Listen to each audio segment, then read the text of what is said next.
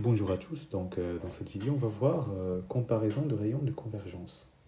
Parfois il se peut que voilà, par comparaison on veut dire majoration des coefficients ou bien par domination équivalence, on peut déterminer le rayon de convergence.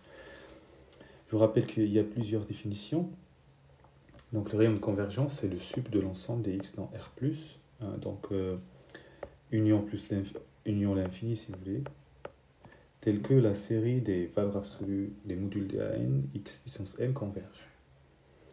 Alors, si on regarde par majoration des coefficients, si je note RA, R indice le rayon de convergence des séries des AN, ZN et BN, ZN. Alors, s'il existe un rang N0 tel que pour tout n dans n sur N0, on a module de AN inférieur à module de BN, alors le rayon de la série BN, ZN est plus petit que celui de la série des AN, ZN. Donc ça se renverse en fait. Alors pour le démontrer, on regarde, ça se fait, c'est immédiat. Pour x supérieur ou égal à 0, tel que x est dans AB, donc AB c'est quoi? C'est l'ensemble des x dans R+, tel que la série des modules de Bn, xn convergent. Alors par la majoration qui est donnée pour tout n dans n et n supérieur à n0, on a ça, an en module xn est inférieur à module de Bn, xn. Et comme la série des modules de Bn, xn convergent, parce qu'on est dans AB, alors la série des modules de An, xn est convergente. Ça veut dire quoi? Ça veut dire que x il est dans l'ensemble AA.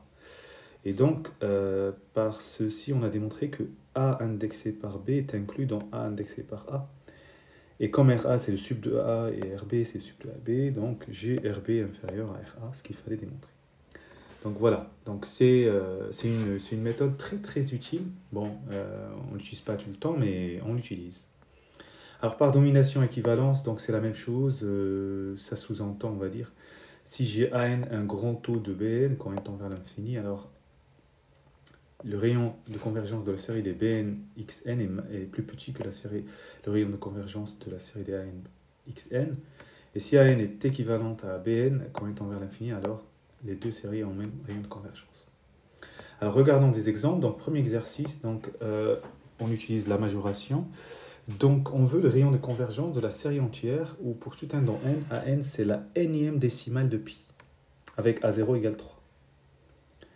Bon, on sait que pour tout n dans n, le nombre décimal, c'est le chiffre, en module de AN c'est inférieur à 9.